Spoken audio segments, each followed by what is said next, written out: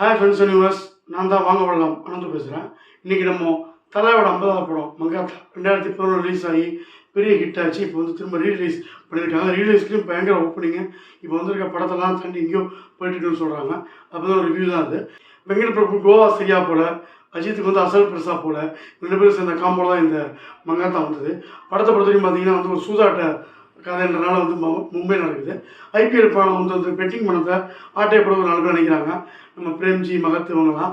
அப்போ வந்து கூட வந்து ஜாயின் பண்ணுறப்பல நம்ம சஸ்பெண்ட் ஆன விநாயக், அதாவது அஜித், இவங்களாம் சேர்ந்து செட்டியாட்ட அந்த பணத்தை ஆட்டையப்பட்டாங்களா, இதை இன்வெஸ்டிகேட் பண்ணுறது நம்ம ஆக்ஷன் கிங் அர்ஜுன் பண்ணுறாரு, அவர் தடுத்தாரா அப்படின்ற கடைசி கிளைமேக்ஸ் யூஸ்லாம் வச்சு படத்தை எடுத்துருக்காங்க.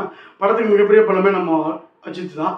அஜித் பொறுத்தவரை வந்து அவர் அந்த காலத்திலேயே வந்து அவர் கூட இருக்கவங்களாம் அண்ணன் தலை அப்படின்னு கூப்பிடும்போது நமக்கு வந்து போர் அடிக்காமல் இருக்கிறதுக்கு அவரோட பாடி லாங்குவேஜ், அந்த ஸ்க்ரீன் ப்ரெசன்ஸு எல்லாமே காப்பாற்றுது.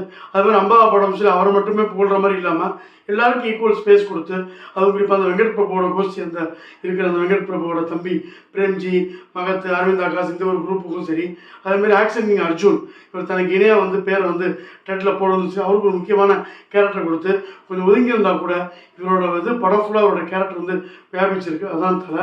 அதுமாதிரி படம் விறுவிறுன்னு ஸ்க்ரீன் பிளே போதும், எங்கேயுமே லேக் இருக்காது. பல ஹாலிவுட் படங்கள் உல்ட்டா பண்ண மாதிரி சீன்ஸ் இருக்கலாம். நம்ம குறிப்பாக அந்த 4 பேர் எப்படி போட்டு தள்ளுறதுன்னு அஜித் யோசிக்கிற சீன், அவரே நடந்து போகிறதுலாம் பல இங்கிலீஷ் படத்தில் வந்தது. இந்த தீமே வந்து இங்கிலீஷ் படத்தில் சுற்றுலா இருந்தால் கூட ஒரு மணி ஹேஸ் கதையை போர் அடிக்காமல், அதுவும் வந்து அஜித் ரசிகர்களுக்கு எது பிடிக்குன்றதை பார்த்து அதுக்கேற்று மாதிரி வச்சுருந்தோம். அதே சமயத்தில் பொதுவாக வந்து ஃபேமிலியாக வந்து பார்க்குறவங்களுக்கும் ரசிக்கிற மாதிரி இந்த படத்தை கொண்டு போனதை வெங்கட் பிரபு ஜெயிச்சிருக்காரு. படத்தோட சேசிங் சீன் அஜித் இருக்கும்போது இல்லாமல் எப்படி அதெல்லாம் பக்காவாக வந்து கோரியோகிராஃப் பண்ணியிருக்காங்க. கிளைமேக்ஸ் ஃபைட் அஜித்துக்கும் நம்ம அர்ஜுனுக்கும் சூப்பராக ஒர்க் அவுட் ஆயிருக்கு.